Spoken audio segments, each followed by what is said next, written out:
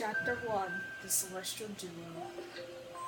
Our story begins a very, very long time ago with a young girl. One day, this girl spotted a resting station holding a small star child.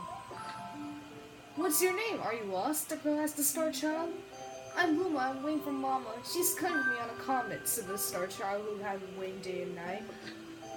"Don't worry, I'll wait with you," the little girl promised Luma.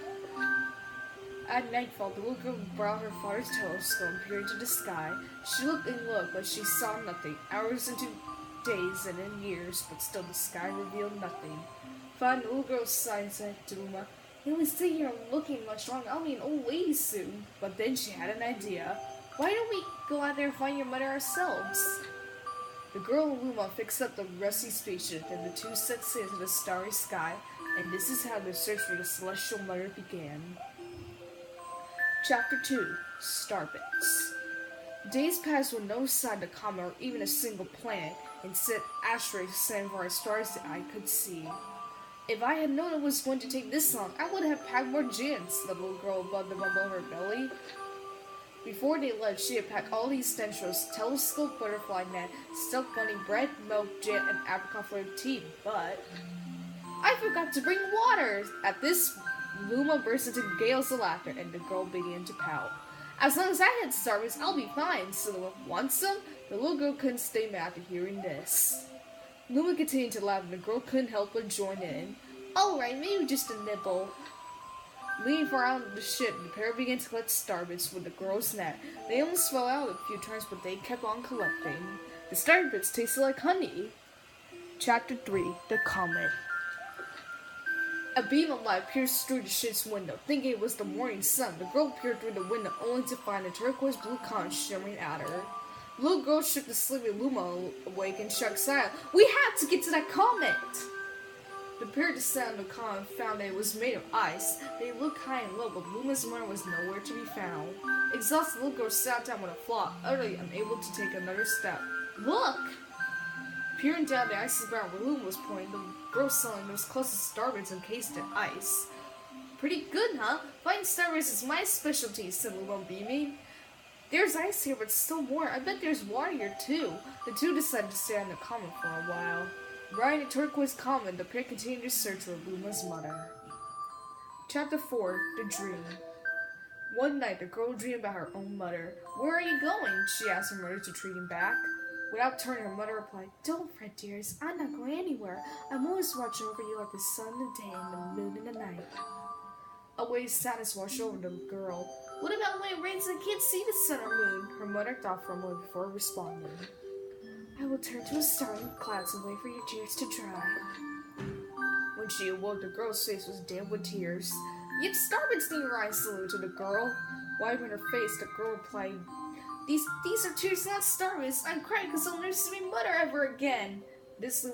At this, Luma began to cry too. "Mama, oh Mama, where?" The pair traveled through the starry skies until they encountered many other comets. Not one of them held Luma's mother. Luma was despondent. Now, when the rain comes, won't go, we keep crying." The girl was still giving Luma a squeeze. "I'll give you a present if you stop." The girl closed her eyes and said gently, "I'll take care of you." With these words, she felt a small spark in her heart. Chapter 5 Home. "The kitchen will go here and the library will go over there," the girl said busily to herself. "We'll put the gate here." Ever since the girl took Luma under her care, she'd been bustling about at a feverish pace. It's a lot of work, but it's worth to make a happy home. It turned out that Starbits weren't the only things buried in the ice. There were tools and furniture unlike any they had ever seen, and the girl used them to build a home. Looking at the completed house, Luma remarked, "Don't you think it's awfully big for just the two of us?" With a library, bedroom, kitchen, fountain, and gate, it was certainly spacious, but still something seemed to be missing.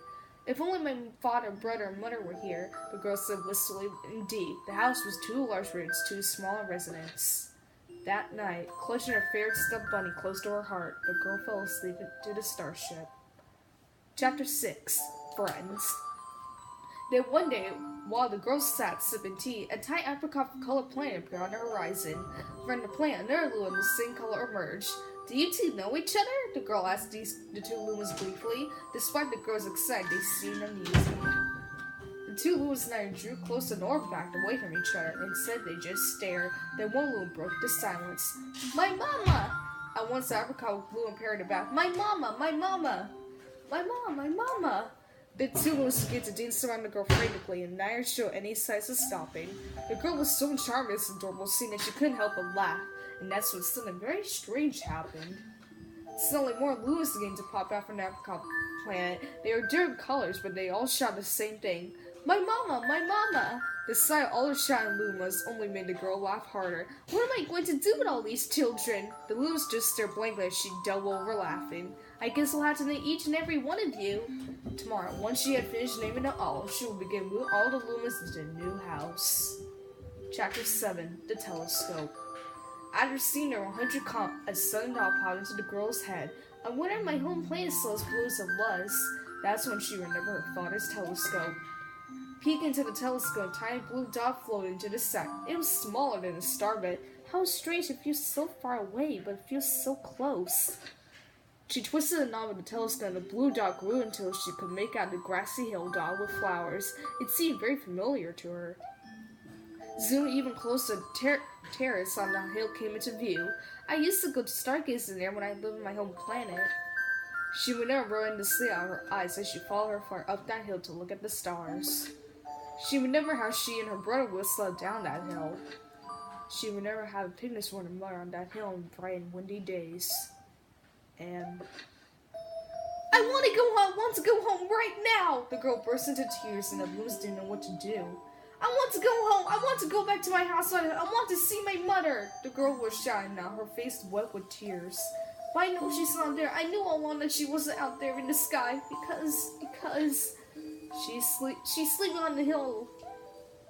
The girl's cries echoed through the stars and a hush fell over the area. Chapter 8. The Wish. Though usually quite cheery one day, the girl became sad again. Luma drew close and tried to comfort her. Mama, you still have me, and don't be sad about your mom because she's a part of you. That means she's always close by. It's like me, I love stars because they remind me of my mama. No, the girl said, unable to stop tears. A lone look flickered across Luma's face, but it was soon replaced by a wide grin. I have an idea. I will transfer to a sword con that can carry you all on this journey. With that, Luma trailing bands of white soared high into the sky, and just as quickly started to plummet back down. Kaboom! Kablam! The ground shook and bright light poured out of the crater that the Luma had created. The bands of light twisted together to form a comet tail, and then Luma emerged reborn as a comet. The girl could scarcely believe her eyes. But how? She kept asking. Our destiny as Lumas is to transfer to different things, said a red Luma who had suddenly appeared. Stars, comets, planets, we can become all these things. When I grow, I want to become a star that makes some special smile, said a green Luma. A blue Luma tried him. That Luma turned into a real kid of a comet, didn't he? All the Lumas together said, no more crying, Mama. Thank you, said the girl in a whisper, and she pulled the Lumas close and hugged them. From that day on, stars no longer fell from the girl's eyes. The comet set forth for the girl's home planet, its long tail blazing proudly behind it. Final chapter, Family. With its many Lumas and telescopes, the comet was quite a sight to behold. The girl and the Lumas were proud to call it home. At a welcoming party for a new Luma, the girl gathered everyone in the kitchen and said in a louder voice than usual. Alright everyone, let's make a cake sprinkled with star bits, then it will be a star cake! The Lumas silently began to gather the ingredients. As she watched the Lumas scurry about, the girl saw and thought to herself, this is my family now, I will stay with them until they're ready to leave the nest, and when they do leave, I will send it off with a smile. Because that would make some mother happiest. That night, when the girl lay down to sleep, a solid enveloped her and reminded her of the blue planet she once called home. Well, it would be nice to return once every 100 years to now my fair sleeping nook. The comet carrying Lumas and the girl continued on to its journey to this very day. With more family members in tow that can be counted, it said that the comet visits the girl's home planet once every 100 years, its proud white tail glittering in the sky. The end.